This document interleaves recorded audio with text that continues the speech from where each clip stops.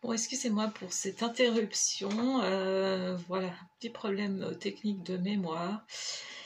Voilà, il y a plein de choses qui se chargent à notre insu sur nos téléphones et qui chargent la mémoire du fait, voilà, ma mémoire du téléphone était pleine. Et puis, j'avais autre chose ensuite à faire, je n'étais pas très disponible. Et là, je me suis réfugiée dans une autre pièce pour être calme. Et sans doute pas par hasard, puisque je vous parlais du transgénérationnel et que dans cette pièce, si vous le voyez, voilà, il y a représenté un arbre, magnifique d'ailleurs.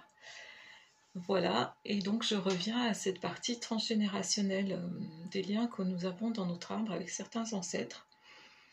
Et donc, comme je vous le disais, on dit qu'on est relié aux personnes.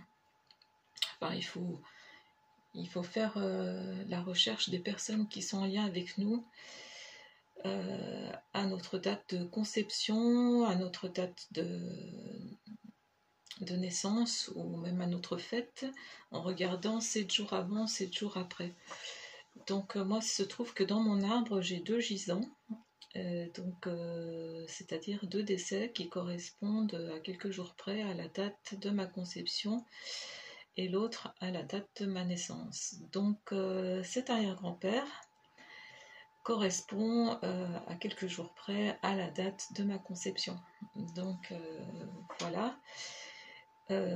Et c'est sans doute pourquoi c'est à moi qui revenait peut-être de faire ce travail de réhabilitation. Donc bien sûr, hein, on peut être lié à quelqu'un où on n'a pas de problème à gérer si cette personne a eu une vie calme, simple. Mais quand il y a un trouble, voilà, on peut se poser la question de ce qu'on a à nettoyer, peut-être voilà, un travail de réconciliation dans cet arbre. Voilà de ce côté-là.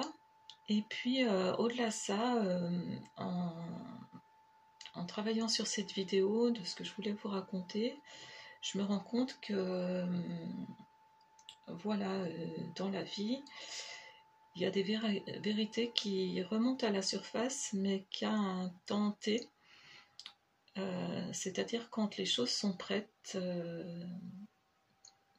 vraiment. Et à ce moment-là, tous les indices, toutes les preuves remontent à la surface. Et ça, pour moi, c'était assez étonnant de voir que j'arrivais à vraiment remonter toute l'histoire. Et je fais le lien avec un peu ce qui se passe maintenant. On dit que c'est le temps de l'apocalypse, mais pas l'apocalypse fin du monde, l'apocalypse, le temps des révélations. Et on s'aperçoit que des vérités remontent très très vite en ce moment, à tous les niveaux. Et je pense aussi au niveau individuel, il y a beaucoup de choses qui bousculent la vie des gens. Voilà, mais c'est très intéressant. Et puis, je pense que le fait que j'enregistre donc 101 ans après et d'être allé chercher cette symbolique du 101, je pense qu'il y a derrière un message pour tout le monde, c'est-à-dire vraiment de se reconnecter à son intuition, à sa sagesse intérieure, et puis d'être attentif aux signes et aux synchronicités. Donc au-delà de cette réhabilitation de mon arrière-grand-père, il y a aussi, je pense, un message pour tout un chacun. Voilà, je pense que cette vidéo vous aura intéressé, et je vous remercie de votre attention.